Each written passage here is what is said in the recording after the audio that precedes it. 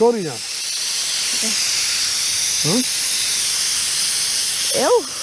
ესა არ ახადოთ მანამდე სანამ მთელი ორქრი არ ამოვა, თორე დამოხდება. შეიძლება აფეთქებია და დიდი წნევა რა ქვია რა.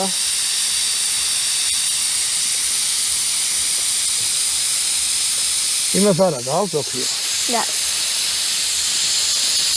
დაბადების დღეებზე რო შევეხმები, ჰა? გალურჯდა შენი. გალურჯდა და. ეგა შენი.